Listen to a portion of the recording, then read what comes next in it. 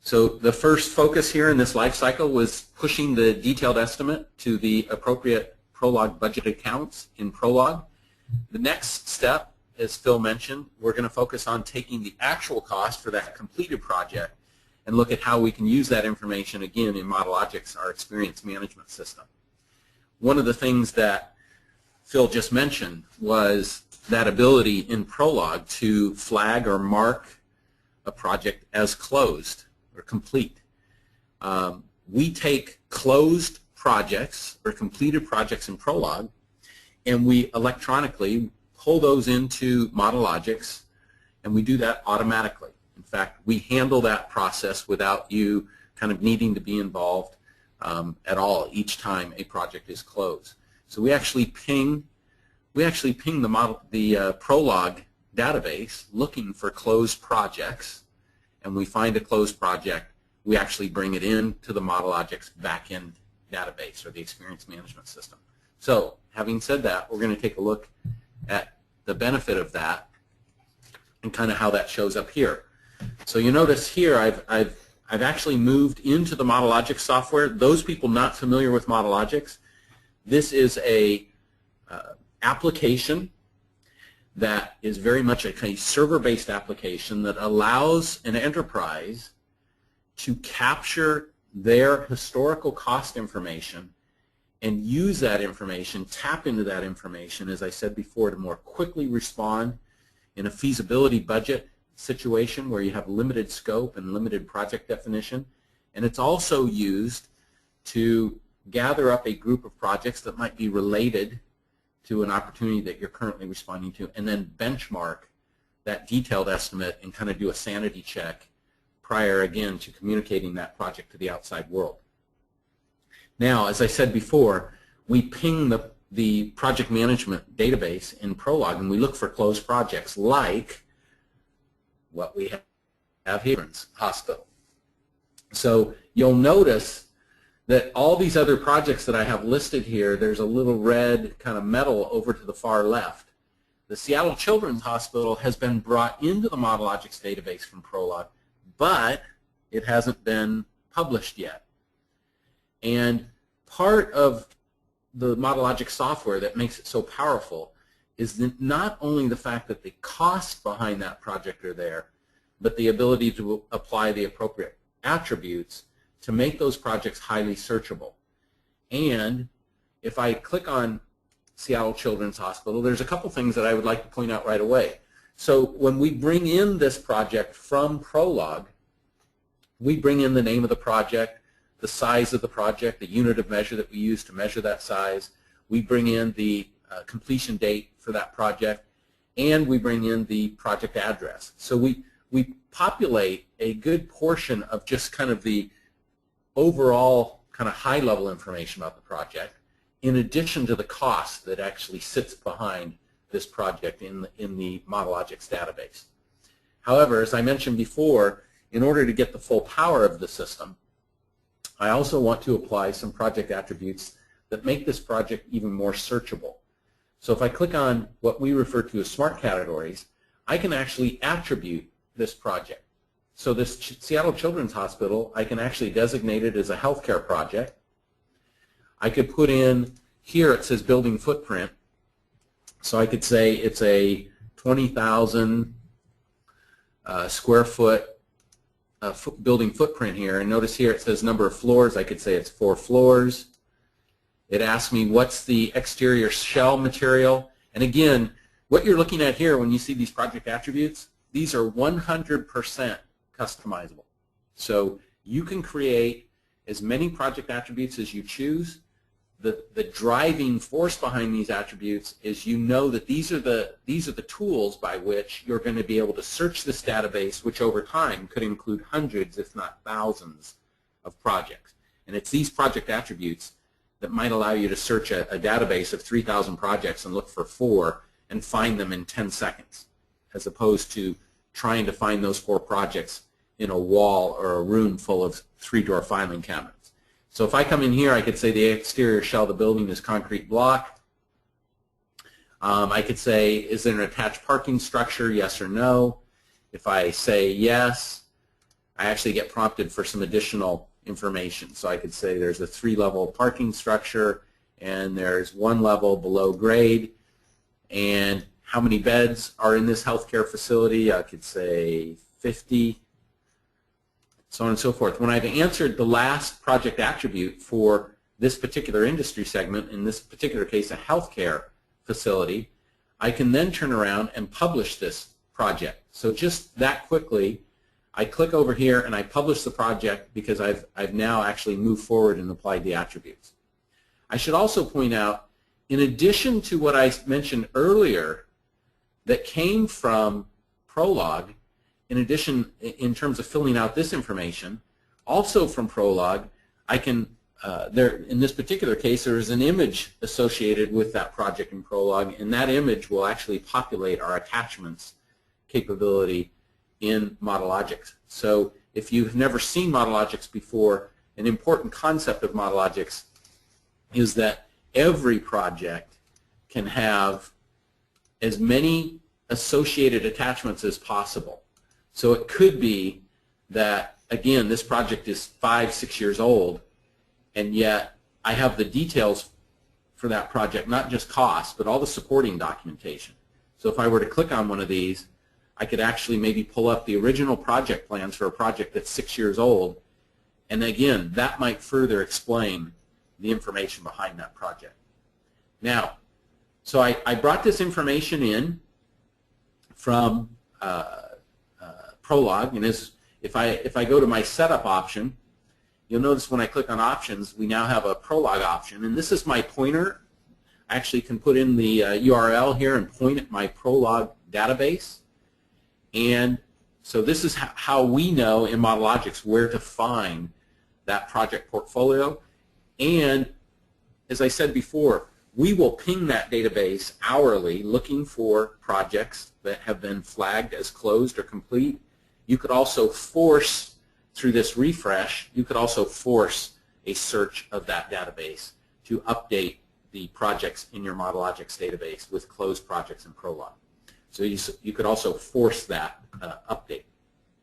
Now, how do I use this information in Modelogix? Pretty straightforward, and you'll see a combination of things here. By the way, it's important to note that these projects all have different dates. So if I were to click here on the details, I can see here's a 2009 project, 2006, 2013, so on and so forth.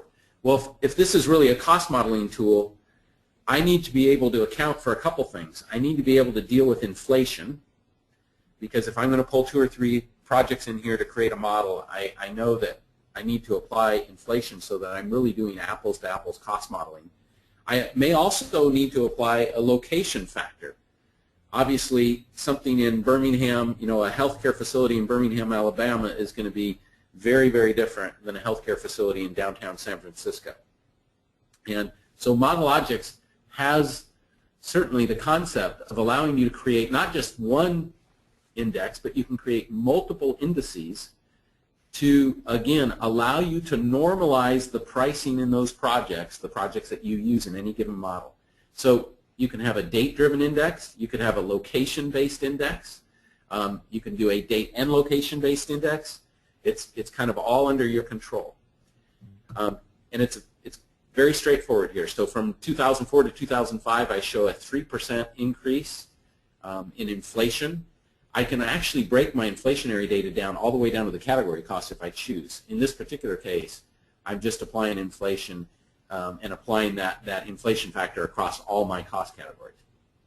If I go back to the home page and I search my Modelogix database, I just click the search option, and I actually have a map here that actually shows me the physical location, the name of each project that's in my Modelogix database. And again, as I hover over those projects, I can see all that information here. And those folks that are taking part in this call that are located outside of this country, so this works globally. So if I had projects here in Russia, it wouldn't matter. They would all show up. But again, the power of those project attributes, that I talked about earlier is what allows me to put my hands on just the projects I'm interested in. So if I come in here and say I'm only interested in healthcare projects, only healthcare projects appear in my list. If I say I'm only looking for projects where the building footprint is of a certain size, I can do that as well. If I can say only a certain number of floors, I can do that as well. Again, it's all up to my control here. And you notice exterior shell of the building. These are all those things that we looked at earlier when we were talking about project attributes. If I come over here, I can see these are the 4 projects that I've navigated to.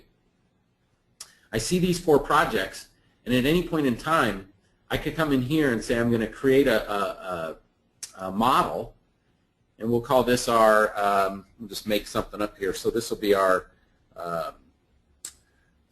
Tacoma General Hospital, and we're just doing an addition to this hospital, and it's 55,000 square feet. And I'm going to put a date in here. Remember, the date would be important because we just talked about the importance of that inflationary index. And I might know that we wouldn't even break ground on this project until 2015. So I could pick a date, and at this point in time, I could go here and determine of these 4 projects, which of these projects do I want to use? I could say I want the Austin Medical Center, I want the Corvallis Medical Center, I want the King Medical Center. I can pull all those projects into my model, and you'll notice as I slide over to the right, I see the 3 projects that I pulled into the model. I see, and again, this comes to the whole power of this integration, this new workflow. Actually, I have available to me all of those Prolog budget account breakdowns. So right now I see phase, but if I wanted to get a further breakdown, I could combine the Prolog division breakdown with the Prolog phase breakdown, and now I see a model that's organized by phase and then the division within each of those phases. When I look at the unit prices, these are the average unit prices across the 3 projects that I pulled into the model. Now, I can see my budgeted numbers here under the Tacoma General Hospital that is, again, based on the averages across my 3 projects.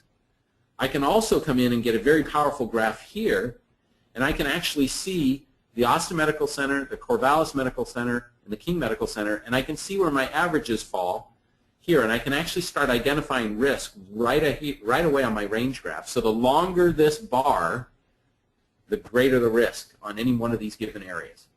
And how I break it down, again, is completely up to me. So here's my division breakdown. Again, I'm using those Prolog budget account breakdowns to do my analysis across this model.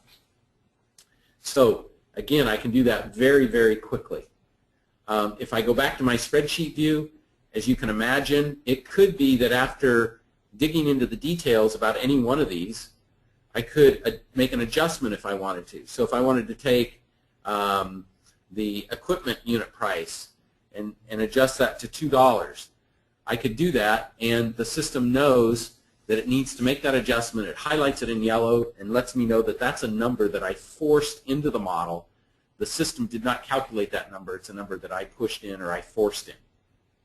Now, there's much, much more here to Modelogix. There are things like the report designer that allows me to, once I'm done manipulating this model, I can create a proposal that even again in this feasibility stage allows me to print a proposal that I could give an owner. I mentioned earlier that Modelogix isn't just about conceptual estimating, it's about benchmarking a detailed estimate.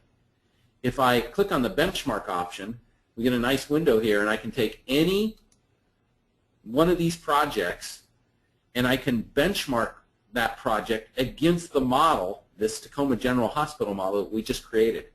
So if I took the,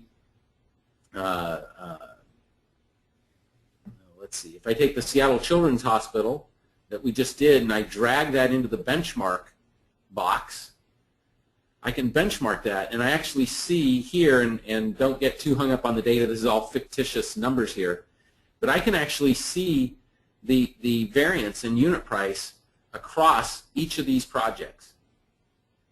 So again, so I could look for differences between my detailed estimate and a model of similar projects. Now, if I go back to my spreadsheet view, the other thing that I can do, and we talked again about this complete life cycle, and we want to close the loop here. So if I go back here, we just talked about a Prolog closed project appearing in my Modelogix database, at which time I apply the appropriate attributes. Last but not least, I want to be able to take that model, in that case the Tacoma General Hospital model, and I want to use that as the beginning point downstream again in my WinS detailed estimate. So let's take a look at that. So if I go back to Modelogix, at any point in time I could take this Tacoma General Hospital and I could click on my export model to WinS, and again I'm going to tell it how I want to populate the various work breakdown structures in WinS from the model. So I have all these work breakdown structure capabilities in WinS, and I can talk about where I'm going to place this conceptual cost. I make sure that the categories are lined up. I export, and I just created my estimate in WinS with my conceptual items that you see here from the Tacoma General Hospital. So I push that information from Modelogix into my estimate in WinS, and now I can begin seeing again what I had as my original budget in Modelogix and begin to estimate to that original budget. And I could start replacing these conceptual items with real items and their cost.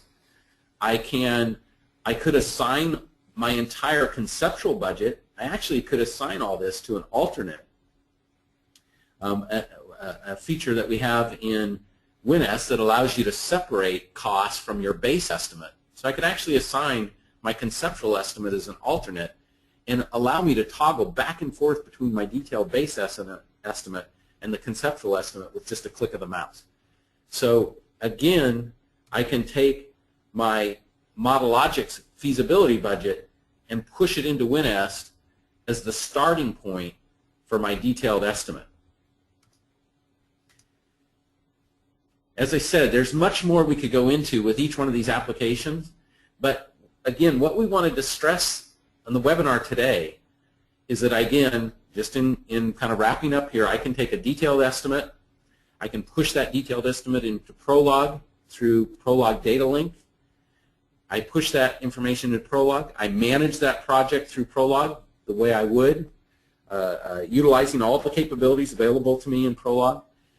Downstream, when that project is complete, I then take the closed project, and that closed project becomes part of my experience management system in Modelogix, and that project now becomes added to my project portfolio to build conceptual estimates and benchmark detailed estimates.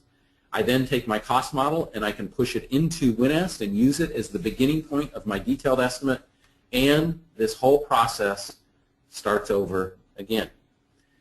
Again, we're very proud of this. We believe it is a unique offering in the industry, and as Phil mentioned, we have a lot of projects that fall under the Trimble Buildings umbrella, and we firmly believe that this is just the beginning of how we can help our customers work smarter and more efficiently. So look for more from us, but again, we're excited that this was an exciting thing to be able to improve the estimating process by leveraging a company's investment in capturing actual costs.